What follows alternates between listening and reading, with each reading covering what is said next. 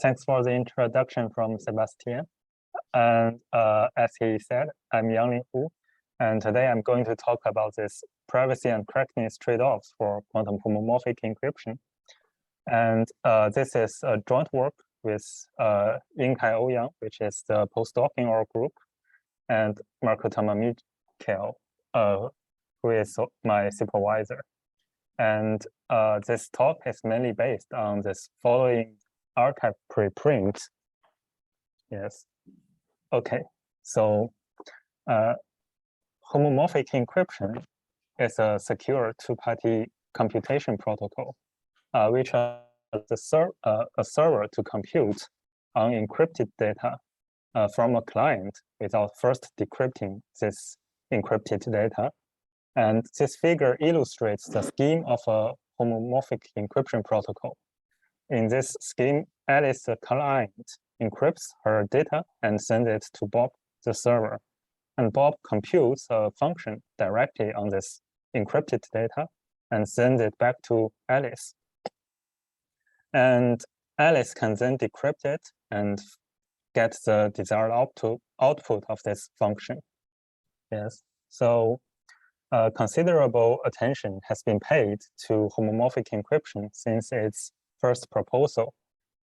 And homomorphic encryption is sometimes called the Swiss Army knife primitive of classical cryptography. You see the Swiss Army knife here, because a broad class of cryptographic primitives can be constructed with homomorphic encryption as a black box primitive. Such cryptographic primitives include secure two-party computation, private information retrieval, and zero knowledge proof. And we say that we can reduce these primitives to homomorphic encryption when we can construct these primitives with homomorphic encryption. Okay, the success of classical homomorphic encryption in classical cryptography motivates the exploration of homomorphic encryption in quantum cryptography, or we call it quantum homomorphic encryption. And many protocols for quantum homomorphic encryption, either computationally secure or information theoretically secure ones, have been proposed. An example of the information theoretically secure homomorphic encryption that allows Clifford gates is proposed by or postdoc Ouyang. And this code is constructed by randomly permutation of a quantum error correction code, just to give you an illustration of the quantum homomorphic encryption code. And so it is natural to ask whether quantum homomorphic encryption code is a Swiss Army knife of quantum cryptography. And this motivates us to reduce another quantum cryptographic primitive to quantum homomorphic encryption. And quantum oblivious transfer is an important cryptographic protocol which has been well studied. And we know from previous literatures that perfect quantum oblivious transfer does not exist, but imperfect quantum oblivious transfer, in which both parties have only limited abilities to cheat, have been proposed. And this quantum oblivious transfer has surpassed its classical counterpart. So this motivates us to reduce quantum oblivious transfer to quantum homomorphic encryption. Okay, so in our work, we introduce, yes? Can I ask what you mean by quantum oblivious transfer? Do you mean like quantum primitive, or do you mean quantum protocols for oblivious transfer? Here I mean quantum protocols for oblivious transfer. You still want to do the oblivious transfer, but you can send and receive quantum states and make quantum measurements. I simply mean it by this. Is it okay? Then I continue. Okay, so in our work, we introduce a formal definition of quantum homomorphic encryption. And based on this definition, we reduce quantum oblivious transfer to quantum homomorphic encryption. And with the reduction, our main result is that we can translate bounds for quantum oblivious transfer into bounds for quantum homomorphic encryption. Informally, this means quantum homomorphic encryption that allows Clifford cannot be simultaneously circuit private, data private, and cracked. And formally, we have this, formally we have this trade-off bound for the circuit privacy epsilon c, the data privacy epsilon d, and the correctness epsilon. And this bound reveals a trade-off between the privacy and correctness for quantum homomorphic encryption. And now we will tell the whole story of the reduction. Yes? So you said that you allow all Cliffords. Do you allow T-gates as well? No, we don't allow T-gates. How to say? If you only have Clifford, you can do it classically. No. Clifford circuits classically. Sorry. I would make it clear. So we mean that as long as a quantum homomorphic encryption allows Cliffords, then it should satisfy this bound. And for quantum homomorphic encryption that also allows T-gate, it also satisfies this bound. Of course, it's a lower bound. Good, thank you. Yes. Okay. Thanks. It's stronger if you only allow Cliffords. Yes. Yes. Okay. So yes. Okay. So yes. Here we show the scheme of a quantum homomorphic encryption protocol. In this scheme, Alice is the client, and she has an input row of an unencrypted system we denoted by A, and she wants to delegate some quantum computation to Bob the server. And Alice first uses the key generation map to generate a key, and then use this key to encrypt her input with this encryption map. And then he obtains the encryption we denoted by hat A. And after that, Alice can send her message to Bob, and Bob uses the evaluation map to evaluate a quantum channel F on this Alice's encrypted message without decrypting it, and obtain this evaluated message hat O. And Bob sends this hat O back to Alice, and Alice used the decryption map and the key to decrypt this evaluated message and directly obtain the desired output we denoted by tau. And this tau is supposed to be this quantum channel F acting on this input state row. Okay, so now we summarize the elements of quantum homomorphic encryption here. It is characterized by a tuple denoted by these guys, and this F is the and this script F corresponds to the quantum channels that this quantum homomorphic encryption can delegate, and this key generation map generates the key, and this encryption map uses the key to encrypt the input and outputs, and the output of this map is the encryption. And this evaluation map takes in the encryption and also takes in a quantum channel, and the output of this evaluation map is the evaluated message. And this decryption map takes in the evaluated message and the key as well, and outputs the desired state. Yes. So these are the space that all these maps and sets in. Yes. So now we introduce the properties of a quantum homomorphic encryption. So for quantum homomorphic encryption to be meaningful, it needs to return the correct output. This means that if we use this quantum homomorphic encryption protocol to encrypt, evaluate, and decrypt, then it should be equivalent. The output state should be equivalent to directly apply this desired quantum channel on this state. And this property is quantified by a property known as correctness. And formally, we define this correctness to be something like this. A quantum homomorphic encryption protocol is epsilon correct if for every quantum channel that this protocol allows to delegate, and for every Alice's input and its purification psi prime, and for every key generated from the key generation map, we have this inequality. This inequality actually upper bounds the trace distance between the state obtained from the black box and the desired state that by directly applying F on the input state. And this trace distance is upper bounded by epsilon. So this is the definition of epsilon correctness. And quantum homomorphic encryption also needs to protect an honest Alice's input when a malicious Bob strives to learn Alice's input. An honest Alice can use the key generation map to generate the key and encrypt her input and send this message to Bob.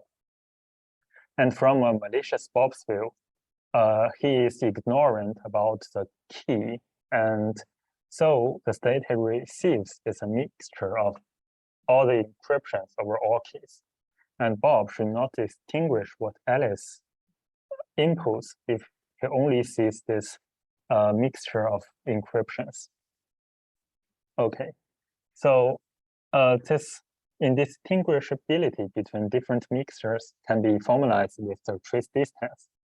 More precisely, we say that this quantum homomorphic encryption protocol is epsilon d data private if for any two possible input Alice, an honest Alice can input, this average of the encrypted message over all possible keys, their trace distance is upper bounded by epsilon d. In this case, we call this protocol data private. And now, a quantum homomorphic encryption also needs to protect an honest Alice, honest Bob's circuit when malicious Alice strive to learn Bob's circuit more than what an honest Alice's output indicates. And this property is called circuit privacy. Now I give you a concrete example of what an honest Alice's output can indicate. Now consider a protocol in which Alice inputs two numbers, say A and B, and Bob performs arithmetic operations. And Alice can get A question mark B from Bob. And okay, so if Alice inputs 2 and 2, and he receives 4 from Bob as her output, so Alice can immediately learn that Bob either apply addition or multiplication rather than subtraction or division on these two numbers. And this information corresponds to what an honest Alice can learn from her output. However, Alice can never learn whether Bob applies addition or multiplication. And this information corresponds to what an honest Alice cannot learn. Yes. So we define this circuit privacy of quantum homomorphic encryption via a simulation scheme which compares an actual protocol and an ideal protocol. Let's first consider an actual protocol. A malicious Alice can send a corrupted message, hat A, while keeping a reference system, R hat A. And honest Bob evaluates his quantum channel on this corrupted message, hat A, and send it back to Alice. And a malicious Alice can then gain some information about Bob's quantum channel from more than what she can, more than what she should from this corrupted message and the reference system. And now we will compare the above active protocol to the following ideal protocol. And in this following ideal protocol, Alice naturally cannot cheat. So in this ideal protocol, we imagine there is a trusted third party Charlie who keeps each party's secret confidential. And initially, Alice holds her input, and she can also hold a reference system of her input. And Bob can hold her quantum channel. So Alice sends her input, and Bob sends her his quantum channel to Charlie. And Charlie will perform this quantum channel on this input directly and sends the output back to Alice. And this output is what Alice wants. And in this way, Alice cannot learn more than what she should. And we say that if Alice in this ideal protocol can simulate Alice in the previous active protocol with a simulation map n, then we say Alice in the active protocol does not know more than Alice in this ideal protocol, and this quantum homomorphic encryption is circuit private. So here is the formal definition. So we see that quantum homomorphic encryption protocol is epsilon c circuit private if for any psi this corresponds to the to Alice's corrupted message in the active protocol, and there exists a psi prime. This corresponds to Alice's input in the ideal protocol, and a simulation map n such that for any f this corresponds to the quantum channel Bob wants to evaluate. Then we have the simulation of the simulation in the ideal protocol and the state obtained in the active protocol. Their trace distance is upper bounded by this epsilon c. Yes, in this case we call it epsilon c circuit private. And these are all we need for quantum homomorphic encryption. And now we introduce quantum oblivious transfer, which is the other ingredient from of our reduction. We introduce a variation of the quantum oblivious transfer in which Alice inputs a request bit I, and Bob inputs two data bits x0, x1. And after rounds of communication, which could possibly be quantum communication, Alice outputs hat x, or Alice aborts the protocol, and Bob accepts or aborts the protocol. And ideally, Alice learns and only learns xi from this protocol. Yes. Now we introduce the properties of quantum oblivious transfer. The property called completeness characterizes whether the protocol is correct. So we say that the protocol is delta complete if when both parties are honest, then both parties accept the quantum oblivious transfer protocol, and with a probability of at least 1 minus delta, the output of Alice is xi. Okay, so now we consider the security of Bob, which is characterized by the soundness against the cheating Alice. We say that the protocol is PA star sound against the cheating Alice if when Alice is cheating but Bob is honest. This following condition holds, which is with a probability of at least of less than PA star, a cheating Alice can guess x hat not x hat 1 for Bob's data bit x0, x1 correctly, and both parties accept this protocol. Yes? This definition, if I understand correctly, would allow a cheating Alice to obtain the exclusive OR of the 2 bits, which would not be allowed. Pardon? Could you repeat? Could you please? Should I repeat? Yes. I said that if I understand correctly what you wrote, maybe don't.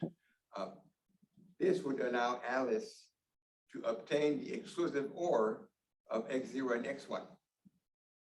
And Yes. it should not be allowed for oblivious transfer. Yes. Yes. So in a perfect oblivious transfer, they don't allow Alice to get X0, X1. But in this version of oblivious transfer, we allow that Alice to guess X0, X1 with a probability, which might be greater than 1/2. That means Alice might gain some information. Right? Even with Pardon? probability 1.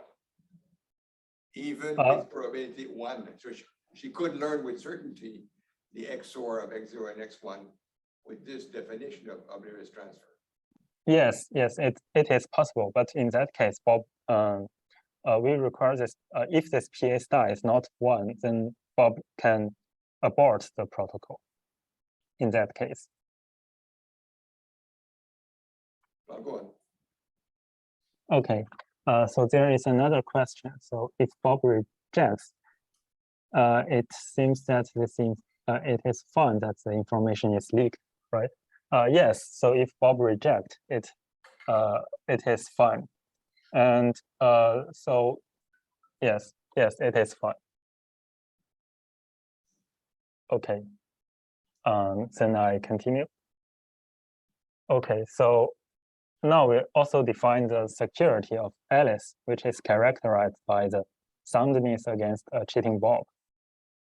So we say a protocol is PB star sound against a cheating Bob if when Bob is cheating, but Alice is honest, then with a probability less than PB star, with a probability of less than PB star, Bob can guess had I for an honest Alice's request with I correctly, and both parties accept this protocol.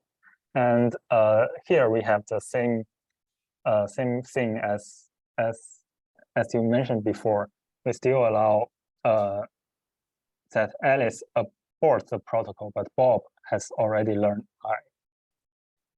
Okay, so in a previous paper, there is a trade-off between soundness against Alice and soundness against Bob for quantum oblivious transfer.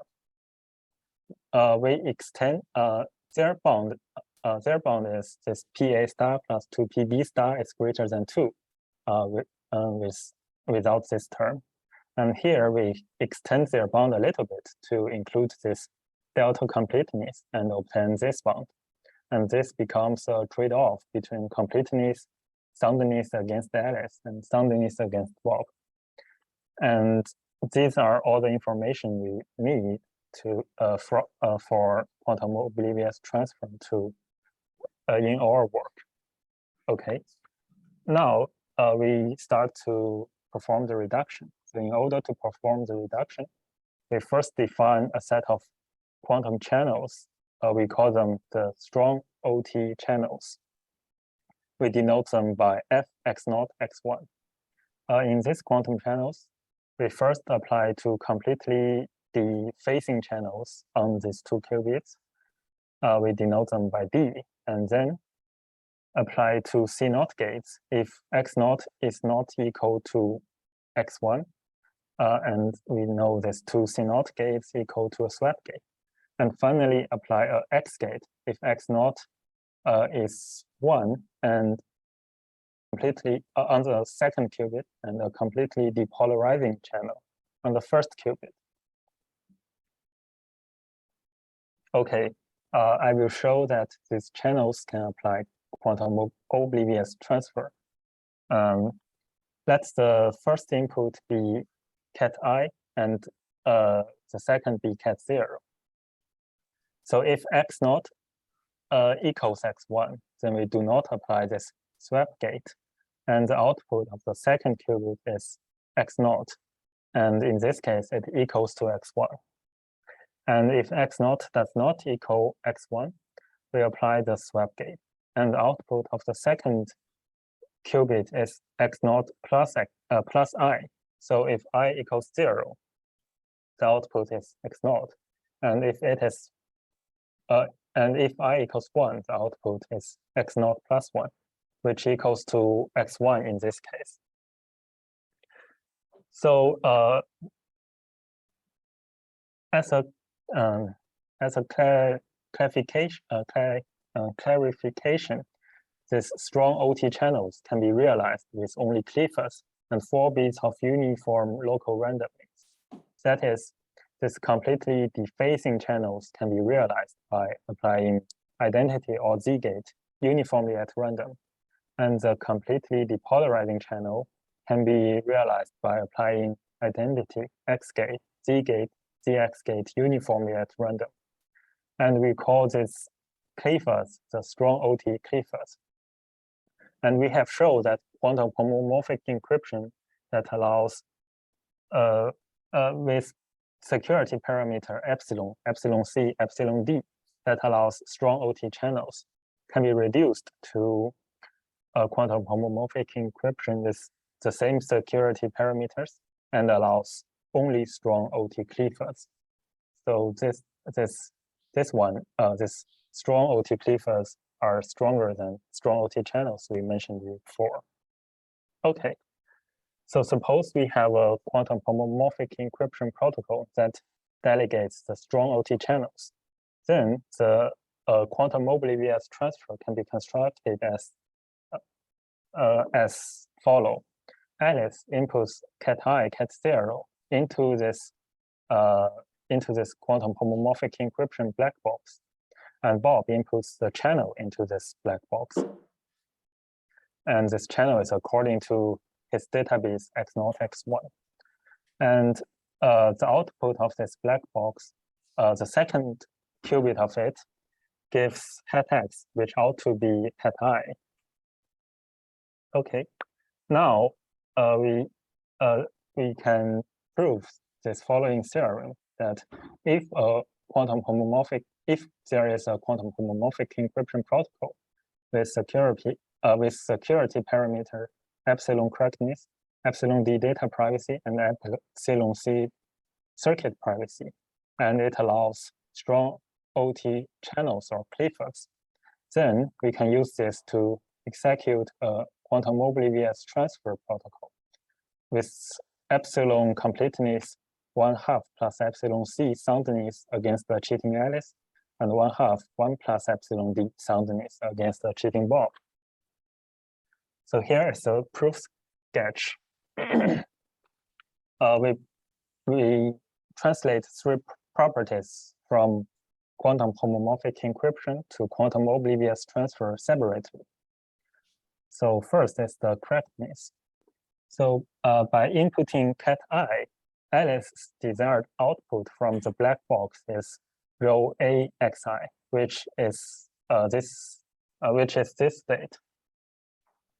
And for this state, Alice can perform these measurements to get xi. And by the correctness condition, Alice received output state we denote it by row AXI prime. It has epsilon close to its output state row AXI in trace distance, and this is upper bounded by epsilon. So the same measurement of this works for this row prime state, and we know that Alice can get xi correctly with a probability of at least 1 minus epsilon. Okay, and now we converse data privacy. So suppose Alice again inputs cat I, and the state Bob receives in the quantum homomorphic encryption protocol is row BI. By the data privacy, the trace distance between row BI equals 0 and row BI equals 1 is upper bounded by epsilon D. So when Alice chooses I uniformly at random, Bob needs to discriminate these two quantum states in order to tell which Alice inputs.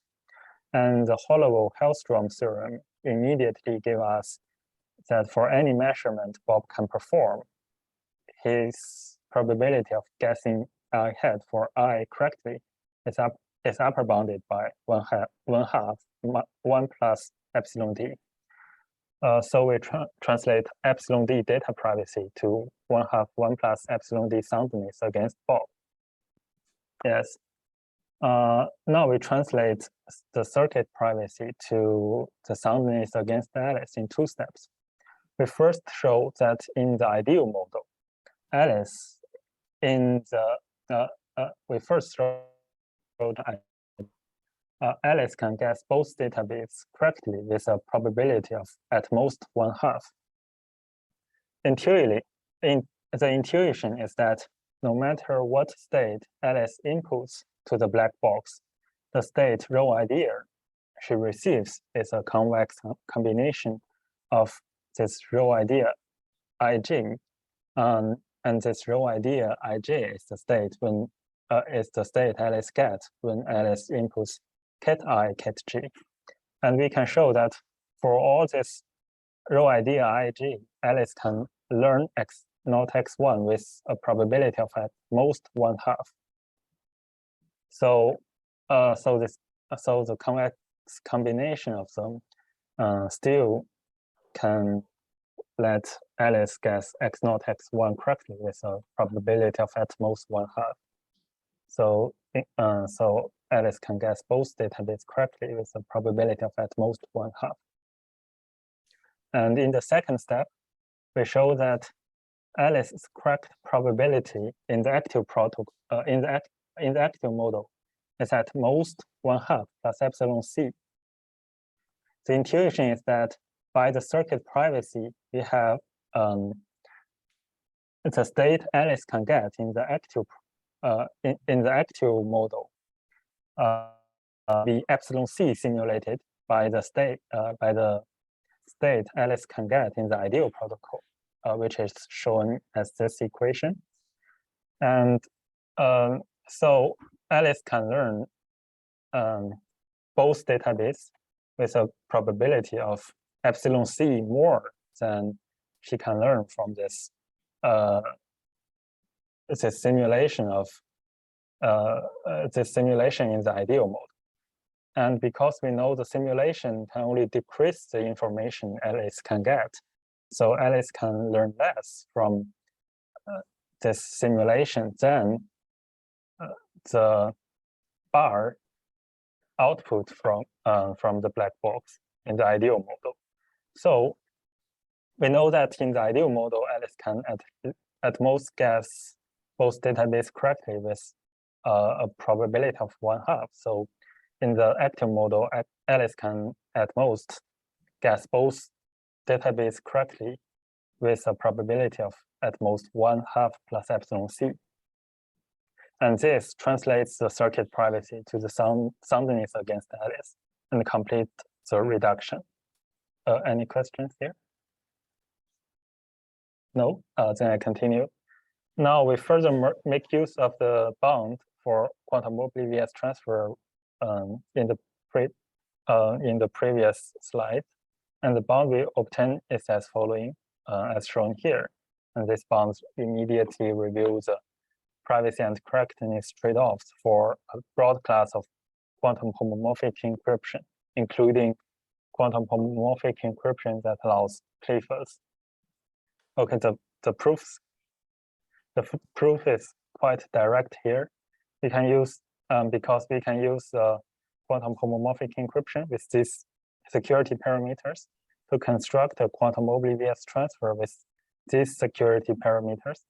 And the previous bound has prohibits this quantum oblivious transfer with security parameters violating this bound. And we immediately, by plugging in this the security parameters of the quantum homomorphic encryption into this bound, we immediately obtain this bound. Okay. And we also prove another bound for an upper bound for the quantum homomorphic encryption that only allows strong OT channels.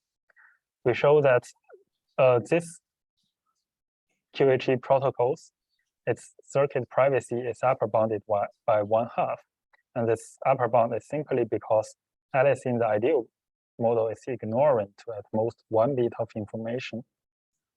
And the proof sketches as follow. So Alice in the ideal model can guess both Bob's data bit with a probability of 1/2. And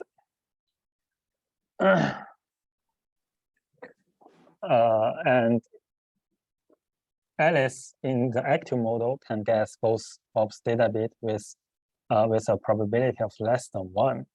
So Alice in the ideal model can simulate Alice in the active model by preparing the state according to her guess for Bob's 2 data bit.